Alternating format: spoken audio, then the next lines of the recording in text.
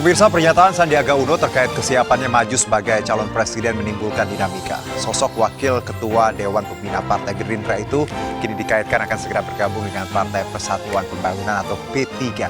Apakah isu hengkangnya Sandiaga Uno dari Gerindra akan kian meramaikan bursa Capres 2024? Saya Herjuno Syaputra, Anda menyaksikan MNC News Prime.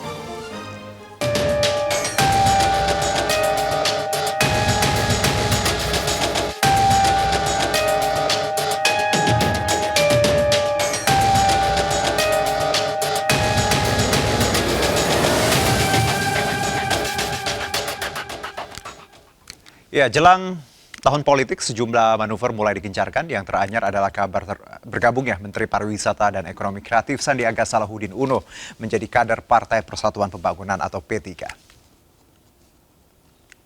Kabar merapatnya Sandiaga Uno ke P3 pertama kali disampaikan oleh Ketua Harian DPP Partai Gerindra Sufmi Dasko Ahmad. Sufmi mengaku mendapat informasi tersebut dari salah satu anggota fraksi P3 di parlemen. Namun hingga kini DPP Gerindra belum menerima surat pengunduran diri dari Sandiaga.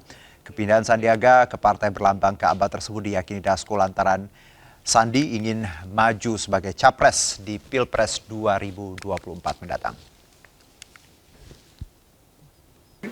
Jadi saya pikir pernyataan Pak Sandi yang mau kemudian mencapreskan dan Pak Prabowo tidak masalah, saya pikir itu tidak perlu dijadikan polemik. Karena saya sudah mendengar kabar dari teman-teman fraksi P3 bahwa Pak Sandi itu sebentar lagi sudah resmi menjadi anggota P3.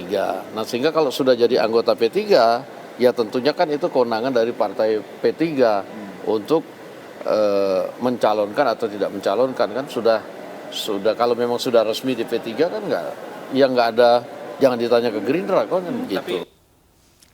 Ya, sebelumnya keluarga besar DPW P3 Provinsi Riau memberikan dukungannya kepada Sandiaga Uno untuk maju dalam pemilihan presiden 2024. Dukungan ini disampaikan saat Sandi mengunjungi tanah kelahirannya itu.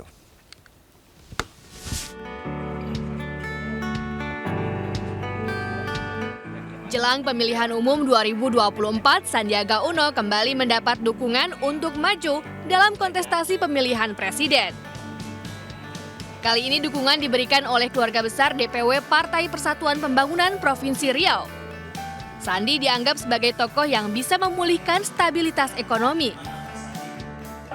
Beliau adalah sosok harapan masa depan Indonesia, karena itu P3 Riau tentu ingin mengambil momentum ini untuk memberi dukungan kepada beliau untuk menjadi pemimpin Indonesia di masa akan datang.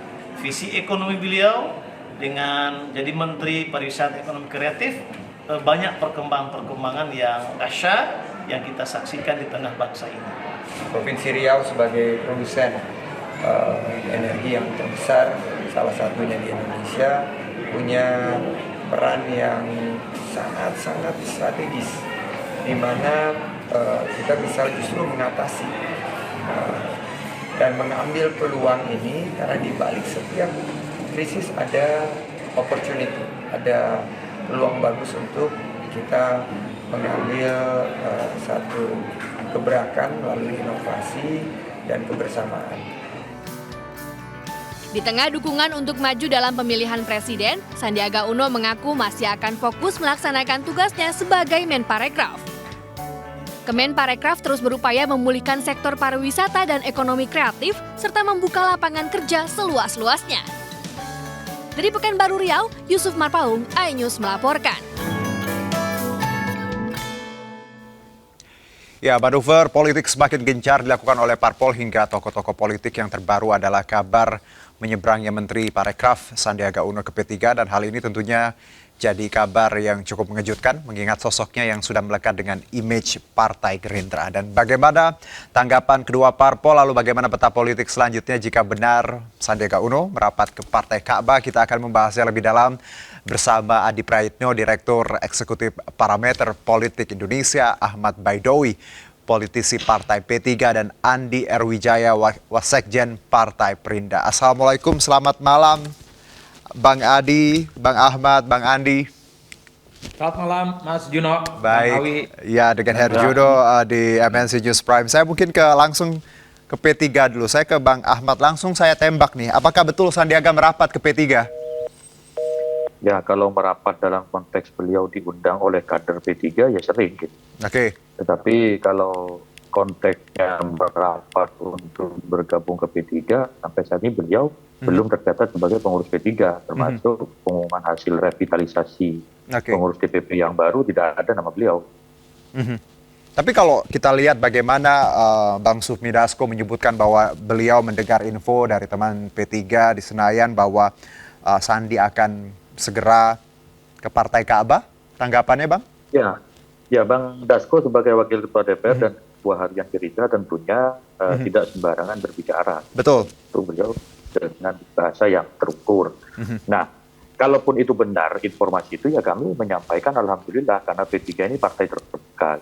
Apapun boleh bergabung asalkan sesuai dengan visi misi dan platform P3.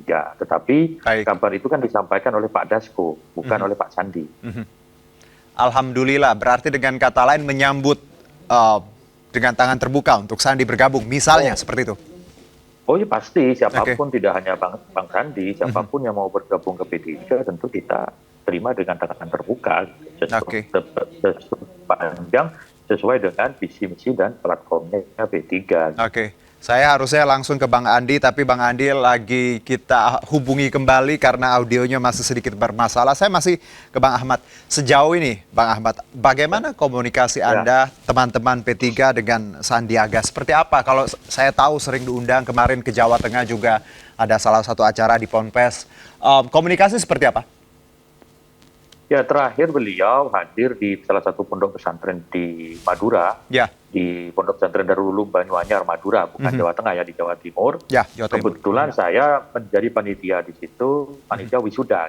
Panitia wisuda, beliau hadir sebagai Menteri Pariwisata. Nah, kebetulan DPC P3 se-Madura juga mengundang beliau dalam waktu mumpung ke Madura karena perolehan Prabowo Sandi di Madura kan cukup lumayan. Jadi simpatisannya masih sangat banyak, berbicara atas nama Menteri Pariwisata, berbicara tentang entrepreneurship bagi kader-kader P3 di Madura, memberikan semangat motivasi. Hanya sebatas itu dalam konteks beliau sebagai Menteri Pariwisata dan Ekonomi Kreatif, tidak ada yang lain. Berarti dengan kata lain Pak Ahmad bahwa sejauh ini belum ada ya official resmi seperti itu ya? Belum ada. Tapi akan ada besok? Ya, di politik kan selalu dinamis. Jadi berarti akan ada ya? Bisa jadi hari ini, bisa jadi besok, lusa, kan itu namanya politik jadi dinamis begitu. Baik. Saya ke Mas Adi, udah senyum-senyum Mas Adi. Akan ada, tapi nggak tahu atau besok, lusa. Mas Adi melihat nih dinamika ya kabar terbaru ini. Kaget nggak sih sebenarnya sebagai pengamat seperti itu? Ya saya kira tidak kaget, ya, Mas Juno. Karena fenomena pindah partai di Indonesia itu perkara biasa. Bahkan elit-elit kunci di partai yang memang terlihat diprediksi tidak akan pindah haluan, dalam kasus ya juga pindah partai. Ya tentu persoalannya banyak. Ada yang konflik karena ingin dapat suasana hati yang baru. Dan tentu yang motif terbaru ini adalah soal Sandiaga Uno yang diprediksi oleh publik terus ingin memelihara harapannya untuk bisa maju sebagai capres di Pilpres 2024 yang akan datang. Tentu ini win-win solution ya kalau kita melihat. Kenapa win-win solution? Apapun judulnya, Sandi ini kan adalah orang yang tumbuh besar bersama Gerindra, tapi ingin maju Pilpres. Sementara pada saat yang bersamaan Gerindra secara definitif sudah deklarasi Prabowo Subianto akan diusung kembali. Sandi, kenapa yang memulai pembicaraan itu Gerindra? Sepertinya mempersilahkan ya, untuk terus memupuk harapannya maju Pilpres melalui partai yang lain. Dan kebetulan P3 yang dimention. Tentu bagi P3 ini durian runtuh. Bang Awi ini menang banyak nih gitu ya. Karena banyak faktor ya. Satu, banyak pemilih Islam itu, ya, Islam kanan, Islam kiri dan Islam tengah. Termasuk basis konstituen P3 yang hatinya cocok dengan Sandiaga Uno. Itu satu hal yang kenapa kemudian P3 itu terlihat juga menyambut baik dengan isu pindahnya ya, Sandiaga Uno ke P3. Yang kedua tentu Sandi ini bisa punya bargaining yang cukup luar biasa untuk pencapresannya karena sudah ada satu partai yang bisa menegaskan warna politiknya ke depan, terutama di KIB yang sampai saat ini sedang mencari sosok politik yang dinilai kompetitif bisa diusung ya. Di KIB kan belum ada nama-nama yang besar dan belum punya aura kebintangan. Nah, Sandi kalau betul masuk P3 ini tentu menjadi alat bergen politik yang cukup luar biasa di antara sekian nama yang akan muncul nantinya. Berarti, yang ketiga itu karena Sandi itu punya bekal popularitas dan elektabilitas yang tinggi. Dan yang terakhir yang paling penting adalah Sandi ini adalah sosok politisi yang tidak duafa, Mas. Jadi Sandi ini adalah politisi yang orang semua tahu memiliki logistik yang cukup memadai. 4 hal ini yang kemudian menurut saya membuat P3 itu ya ketiban durian runtuh ini. Oke, sekarang saya langsung ke Bang Andi. Kalau tadi Mas Adi menyebutkan durian runtuh, benarkah duriannya akan hengkang dan berlabuh ke P3? Dari Gerindra bagaimana sikapnya? Saya sih menyerahkan ya ke Bang Sandi ya. Baik. Sebenarnya ada gangguan. Silakan Bang Andi. Bang Andi. Sorry, ya. Silakan boleh diulangi bagaimana sikap Gerindra? Oke. Oke. Kembali terputus, tapi tadi menarik bahwa kalau dari Mas Adi menyebutkan durian runtuh ini untuk P3. Lalu untuk Sandi, apakah ini move yang tepat? Kalau kita lihat apa benefitnya untuk Sandi ketika bergabung bersama P3? Bukankah P3 juga kita tahu bahwa surveinya sangat fluktuatif, seperti itu dinamis, Mas Adi? Ya Mas, agak kurang jelas pertanyaannya. Oke. Kalau tadi Mas Adi menyebutkan bahwa ini durian runtuh untuk P3, tapi untuk Sandi, apakah ini move yang tepat untuk ke P3? Karena kita tahu juga dinamika survei P3 juga tadi cukup dinamis seperti itu. Saya kira kalau Sandi ingin terus memupuk harapannya untuk bisa maju Pilpres, melalui P3 cukup pas, Mas. Karena saat ini P3 sedang tergabung dalam Koalisi Indonesia Bersatu, yang saat ini juga sedang hunting soal siapa kira-kira capres yang menurut mereka sangat kompetitif dan layak untuk diusung. Jadi sekalipun di KIB itu ada Golkar, ya ada Pak Erlangga Hartarto, tapi kan kalau Sandi masuk P3 di meja perundingan agak sedikit alot karena apapun judulnya, Sandi ini adalah salah satu orang yang masuk cawapres favorit ya, masuk 3 besar yang tentu saja memiliki daya tawar yang cukup luar biasa, apalagi nanti bisa diusung oleh P3 ya. Bahkan dalam radar pencapresan sekalipun, Sandi juga diuntungkan. Tingkat popularitas Sandi itu 93%, sudah mentok. Ini tinggal dikonversi bahwa Sandi itu serius maju di 2024 dan sangat mungkin elektabilitasnya akan naik secara signifikan. Inilah yang kemudian mengapa saya menyebut ini durian runtuh bagi P3. Ke depan ya P3 akan mendapatkan kotel efek dan tentu punya satu bintang yang kemudian bisa menderek elektabilitas P3 secara keseluruhan. Karena basis konstituen P3 dengan pemilih Sandiaga Uno itu saling erat dan saling beririsan, Mas.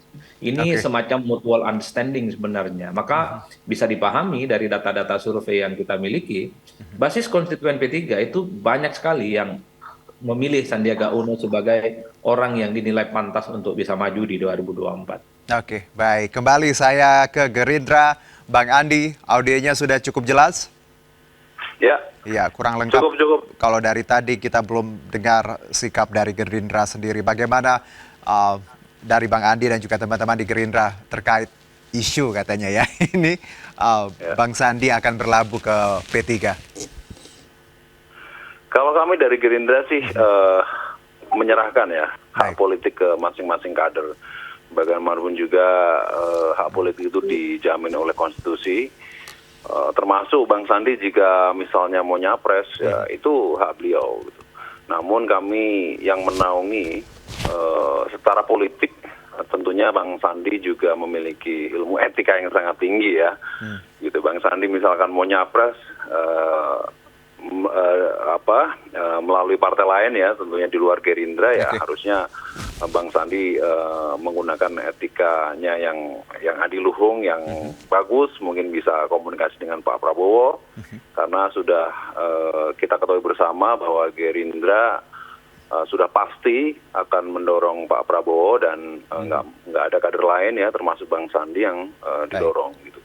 Jadi Bang Sandi dengan ya ilmu etikanya yang tinggi mungkin bisa digunakan itu. Jadi untuk bisa sejauh ini apakah politik dengan elit Bang partai. Sandi sudah berkomunikasi dan menggunakan etikanya tadi? Selama ini komunikasi ada ya dengan elit, bahkan dengan Pak Prabowo juga ada. Namun pembicaraan-pembicaraan mengenai mau pamitan dan segala macam, saya rasa belum ada. Belum ada sampai malam ini. Kalau mau nyapres mungkin ada komunikasi ya dengan Pak Prabowo ya. Tapi kan nggak mungkin Pak Prabowo mau nolak. Gitu. Jadi kan itu etika komunikasi antar elit kan sudah dilakukan ya, tapi untuk ke sana belum ada untuk Bang Andi. Tapi kalau teman-teman dari Gerindra, Bang Sufmi mendengar kabar ini dari orang lain, kita sebutkan misal dari teman di Senayan, dari P3, apakah ini tadi Gerindra tidak tersinggung atau harusnya tadi Anda yang sebutkan, harusnya Pak Sandi sowan langsung, ngobrol langsung gitu, bukan kita dengar dari orang lain, seperti itu misalnya? Itu nggak ada masalah ya, kami sudah berkali-kali mengalami fenomena yang demikian ya. Dari dulu misalkan Pak Ahok waktu itu tahu-tahu mundur ya, kemudian Pak Jokowi yang dulu didukung ternyata 2 minggu setelahnya dia deklarasi nyapres. Udah biasa Anies Baswedan misalnya yang dulu didukung tahu-tahu sekarang dicalonin oleh partai lain. Itu udah hal biasa di partai kami. Jadi fenomena seperti itu nggak ada masalah gitu. Ya, gitu. Walaupun sering disakiti, udah biasa ya. Nanti, tapi ya, kenapa Bang Andi? Tapi kita nggak merasa disakiti. Oke. Biasa aja ya? Biasa aja, ini biasa aja. Jadi duriannya kita walaupun tadi disebutkan durian, pergi ke tempat lain, yang lain mendapat durian runtuh, bagi Gerindra tidak seperti itu nampaknya? Enggak seperti itu. Jadi kita biasa aja.